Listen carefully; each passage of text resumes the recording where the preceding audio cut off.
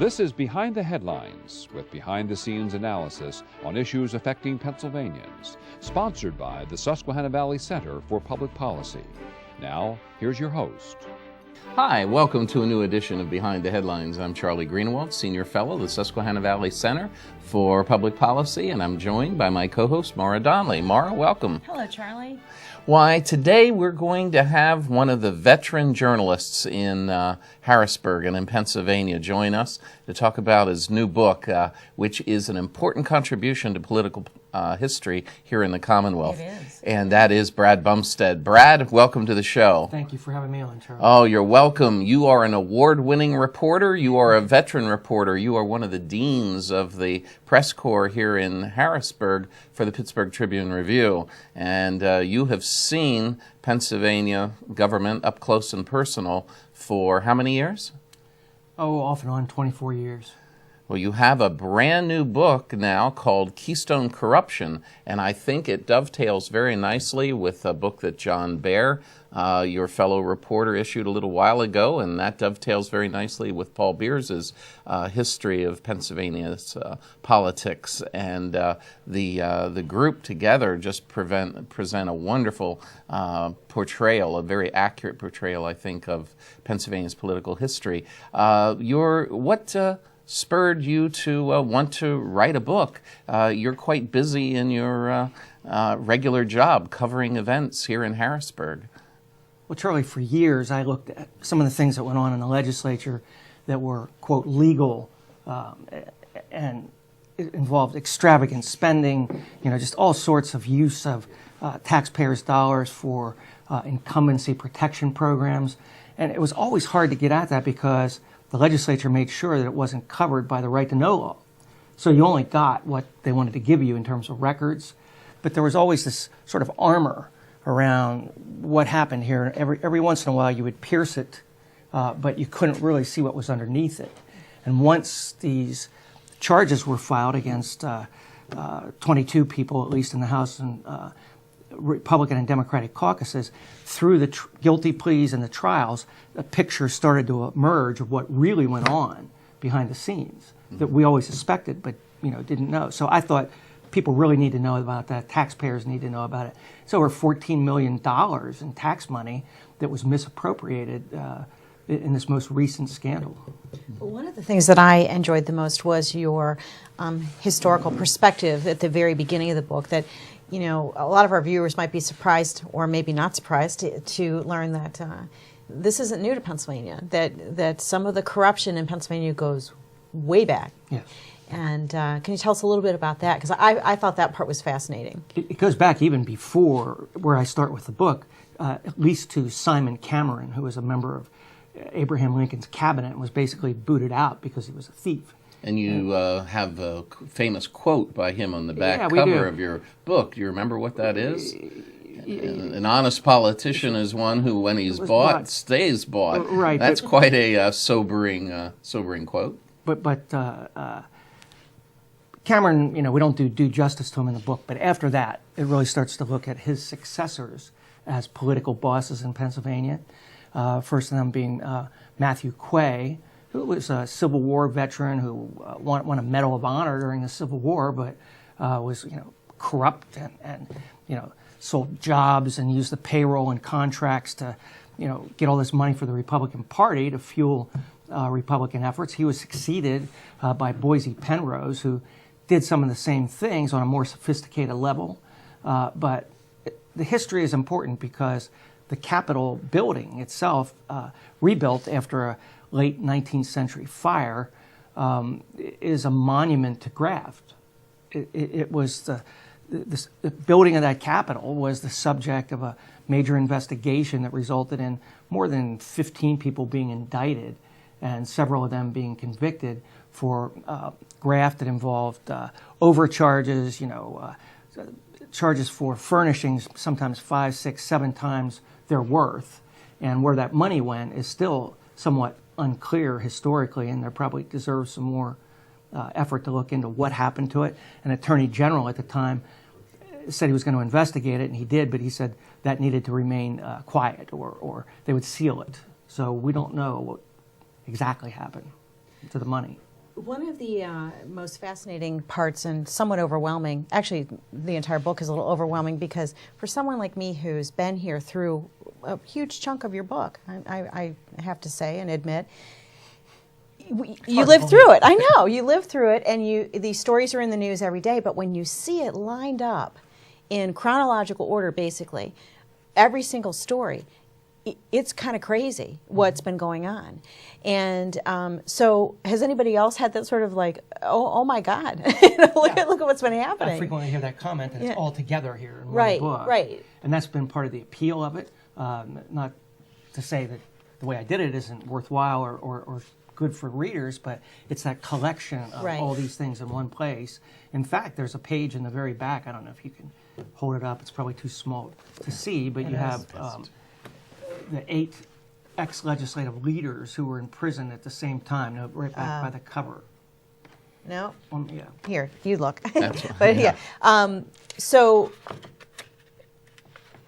yeah, and I think some of the pictures were really, oh, okay. So, I doubt if you we can can see that with the camera. we can put that up. We'll But the definitely point put is that up. you have, 8 ex-legislative leaders in prison at the same time. And that's unprecedented anywhere in the country.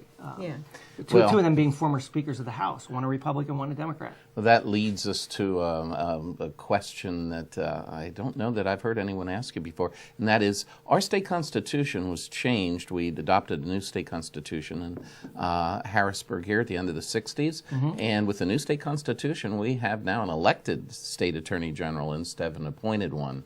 When the governor appoints the attorney general, those attorney generals traditionally across the country haven't seemed to be too inquisitive about what goes on within the inner recesses of the governor's office or the state legislature.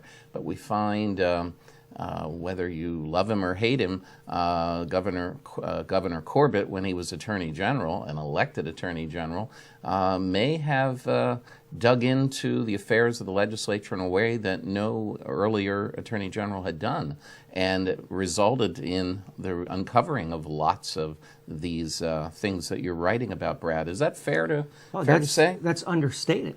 Oh, I mean, okay. Corbett, more than any Attorney General in recent or known history, went after public corruption. Other Attorney Generals did not focus on that. And he did so to the point that many Republicans in the legislature were irritated at one point that, what's he doing? Who's he looking at here? And eventually there were 10 Republicans indicted.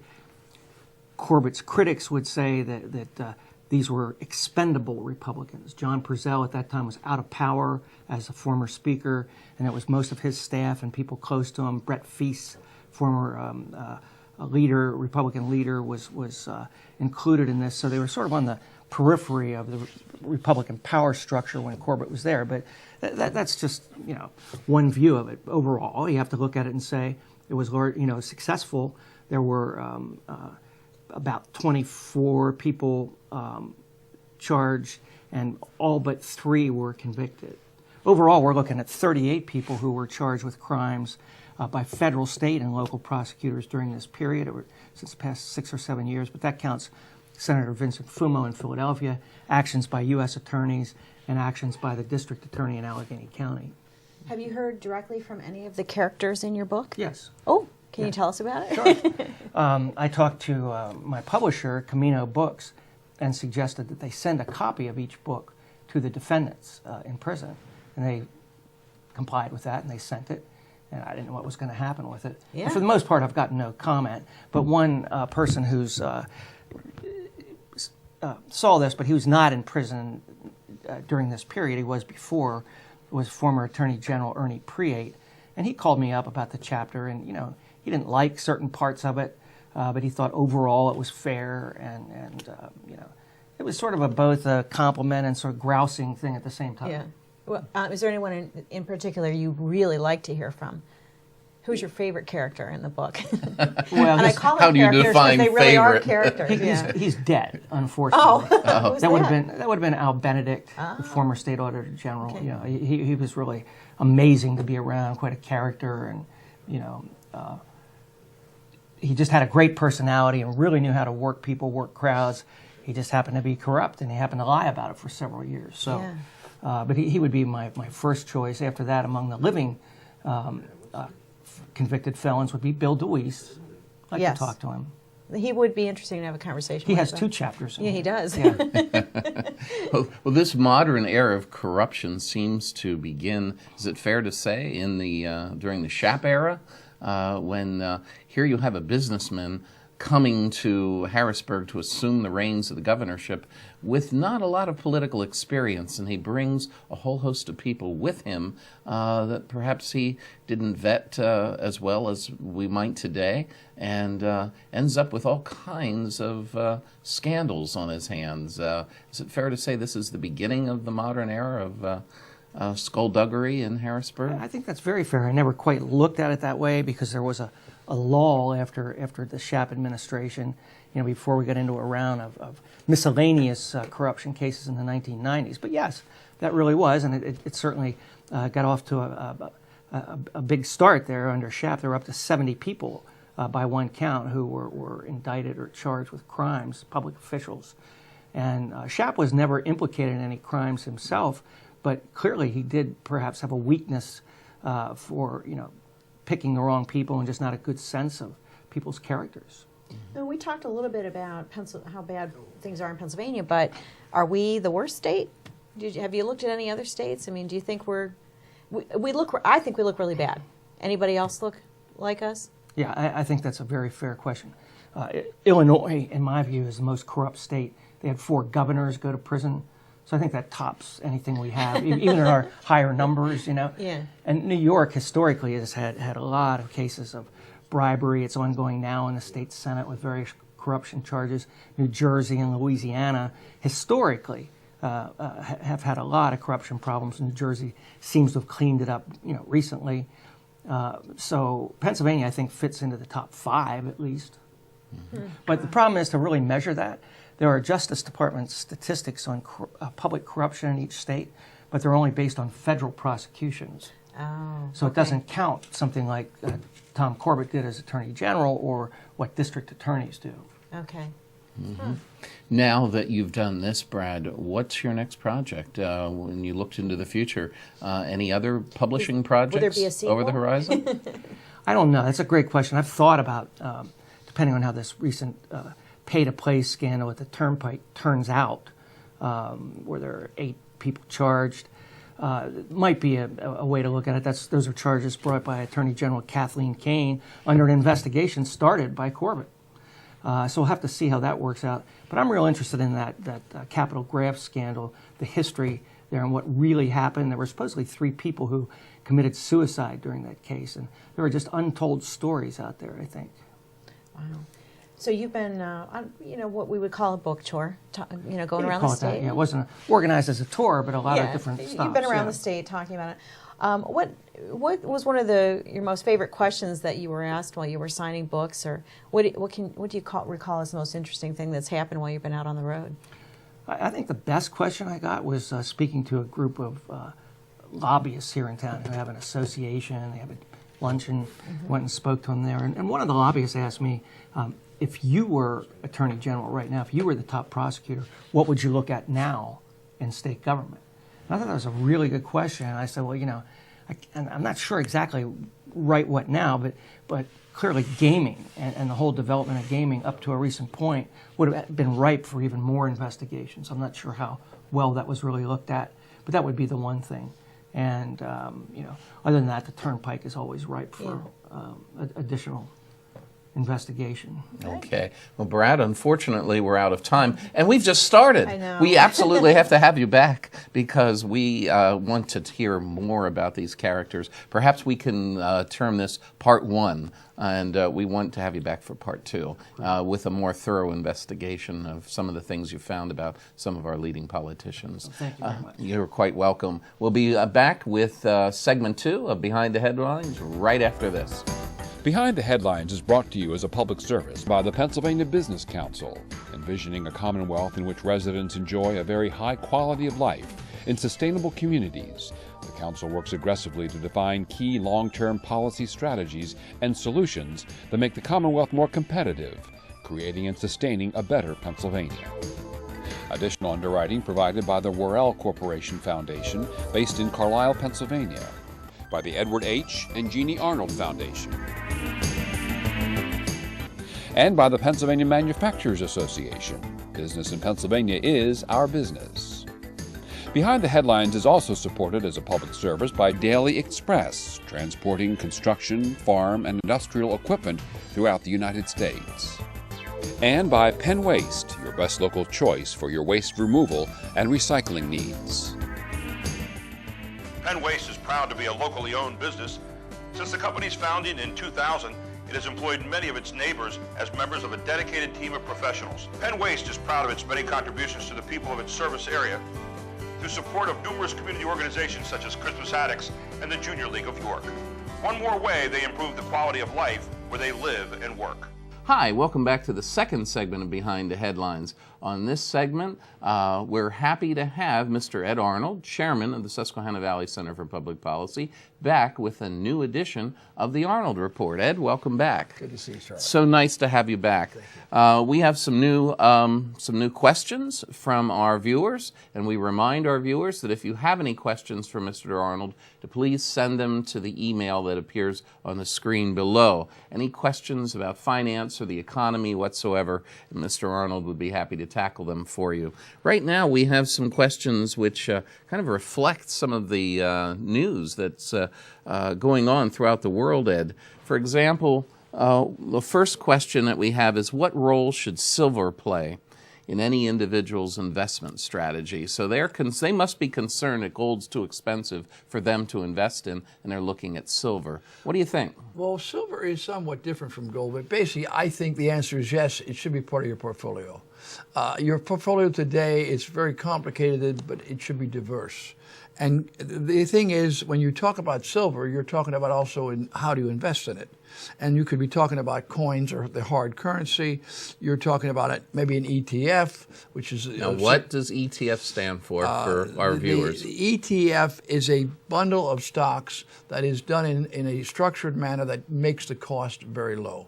Okay. A bundle of stocks in silver mines? Yeah, in silver case? Mines. That's okay. It's in specific categories. In this case, this category would be silver. And so in this case, silver mines. So you're saying one way to invest would be to go ahead and buy the silver itself. Another way would be to buy stocks in silver companies. And you could buy individual stocks in a company, but that'd be far more difficult for the average investor. That's why the ETF, it's less expensive and it's more diversified. One thing also to explain about silver, the major producers, just for your information, are Mexico is overwhelming the largest producer, China is a very large producer, and so is Peru. And these are all 160 to 111 million tons a year. U.S. is only 33, so we are not a large producer. There is a total of close to 800 million tons a year manufactured. Now, the difference between silver and gold, and you mentioned gold, is that silver is heavily an industrial metal. 50% of silver is used as an industrial. It is essential in electronics, solar, water. In many areas, it is absolutely essential. Whereas investments is only 25%, and jewelry is around 25%. Gold at that point is 50% jewelry, 40% investment, and only 10% industrial. So you're talking about something that's a little more rounded type. It's still a valuable metal, limited supply, but a big industrial. Okay, moving on from silver. What about municipal bonds? The second question that we have for you that a viewer submitted is, are municipal bonds still a good investment? How safe are they? Number one, the answer is no. That's pretty simple. They are not safe. Our cities are all in terrible financial shape. The companies that are insuring the bonds are very questionable because they are leveraged very hard. So unless you want to invest in possibly direct service like water, sewer, possibly that could be a source. But even there, Detroit's sewer company, because the city's shrinking so hard, even that is not doing well. So overall, the yields are poor and the risk is not low. Mm-hmm. How long can we count on the American dollar being the international reserve currency? What could replace it? And what effect would this have on our world economy if the dollar was no longer the reserve currency, Ed? Well, the only thing that is holding the dollar up is because it is so difficult to replace. The world needs a common trading currency for the smaller countries. Right now, China, they have special deals with 30 countries now where they use their currency and the other country's currency to buy and trade back and forth. Ironically, we are the only country that has a major deficit with China. Most other countries are reasonably balanced in their trade. So overall, in the next 10 years, to say that our currency is not going to drastically lose its value, realizing since the early 60s, 50 years ago, it's lost 85% of its value already. And that was when we had not nearly the irresponsible fiscal policy we have today. So overall, your smaller countries would be look like the better place to be. And again, a basket, because nobody can pick absolute winners and losers. That you have ETFs that you can get in, again, currencies. So if you want a bundle of currencies or you want currencies from a particular country, there are different ways you could invest in it and do it in an area such as the Scandinavian countries are very sound. Switzerland is very sound. And Australia, New Zealand, these are countries where you could buy basically an ETF that would give you exposure to their currencies. Well, you may have some memory of this. I'm not sure exactly what year it took place, but of course the international currency used to be the British pound sterling, and when that was phased out and the dollar took its place, how much international turmoil was there? How much of a disruption to world trade was there when the dollar replaced the pound sterling? Well, there wasn't that much because, number one, it was sort of a phasing, and you were talking about both free, open, transparent countries.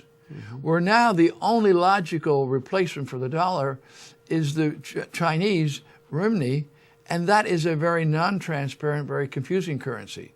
So therefore, it will not, and this is also not a free economy. So you're dealing with a change in the world economic power, where between ourselves and Britain, we were basically very good allies. So it was not as big a change. All right, our fourth question for you, Ed, on the Arnold Report is that the stock market seems to move up and down on psychological trends, not hard financial data.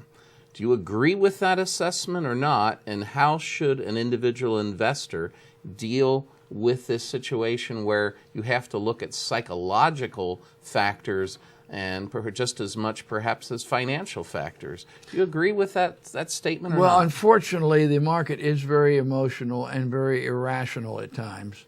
And so, yes, I do agree. Actually, because of the currency situation, which we just talked about, hard assets or very world assets would make more sense. In the case of hard assets, something like farmland, forest land, and this is basically going to appreciate in value if the currency declines. The same way, things that are related to food, energy, these kinds of stocks, again, the companies that deal in hard assets. So therefore, is real estate the best current investment? One of our viewers asks. Well, if so, what types of real estate investments would you prefer? Well, we just covered that in my previous conversation. And there is one other thing I would like to finish on the stock side. There are two stocks, and I normally don't talk about individual stocks. There's a CQP, which is Chenery, which actually is going to be, has one of the only functioning licenses allowed to export natural gas to the rest of the world.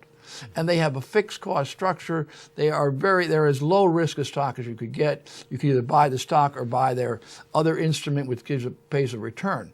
It's done very well. There's another company which is sort of a major breakthrough in technology, a company called Cree, and that is their initials too, CREE. They make LED lights. They are the new GE of the world. GE will probably buy them or something. GE had a major lawsuit and said their patent was no good. GE lost. So their stock is selling very expensively, but they are presently being licensed by Philips, and they will eventually be licensed by GE because they are the only ones with the technology. It uses 10% electricity, and it does not have mercury in it like the government's presently recommending.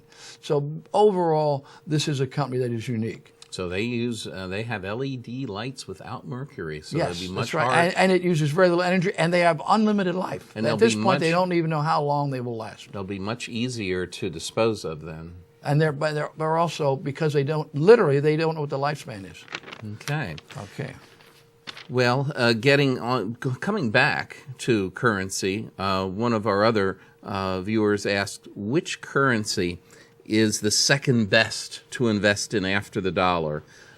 Is it the Swiss franc? I guess they're looking at the robust nature of the Swiss economy. Is it the Japanese yen? Is it the Canadian dollar, the British pound sterling, or the Australian dollar? What should investors look at? Here they're trying to put you on the hot seat and choose one of those currencies. Well, first of all... Are you going to try to avoid this hot seat? No, I will, number one, disagree with their first statement, which is the next best to the dollar. The dollar is the worst. The dollar is basically the most, obviously what our government's doing is the most irresponsible government in the country, and our president is a zero leader. So therefore, we have major financial problems in that we are living so far beyond our means, and that it cannot continue. And as I say, the dollar has lost a tremendous value before. So overall, it appears that smaller countries, which are somewhat harder to, some of them, I don't know quite how you'd invest in, but the ones you've mentioned are very agreeable. Switzerland probably jumps out only because it is the most stable country probably in the world, in that it does a lot of things well. At the same time, it has no danger of somebody infringing upon it. The other countries are your Scandinavian countries, Norway and Sweden, which again you can deal in their currency. Some of the others you can't. The others, which also you mentioned, is Australia and New Zealand. Again, they have fairly sound economies. They're very hard asset economies. In the case of Australia, where they are heavy in iron ore, in natural gas, and quite a few supplies, which they are supplying to China very heavily because they're close by. In fact, China is now their largest trade partner. So basically, New Zealand is, again, a very sound, small economy. It appears that size is a very big negative. There is a question, I could say that Germany and some of the European countries have done well. Well, it's interesting because you notice that the euro wasn't on this list. We didn't even ask you about the euro because at this point it seems to be in question. We don't know what the future of the euro is going to be at this point, do we? That is correct. The confusion of the euro is that basically you were talking about, it's almost like a schizophrenia. You have the northern countries, which are relatively led by Germany, relatively sound, and you have the southern countries, I guess you could say led by Greece and Italy, which are very unsound. So therefore, it is a very complicated situation, and overall, it is not moving in a good direction. But again, we have a race to the bottom with the major currencies, such as the dollar and the euro and the Japanese yen. These are all definitely very bad currencies. The question is, it is a zero-sum game. If one person loses, somebody else must gain. Okay. So that's what gets very complicated. All right. Well, we want to thank you for all your expertise on the Arnold Report. Again, you viewers, if you have questions about finance, you have questions about the economy, whether they be questions about the state economy, the national economy, or the international economy, we welcome your questions here for Mr. Arnold. And we'll see you again on a new version of the Arnold Report. We'll be back next week. See you then.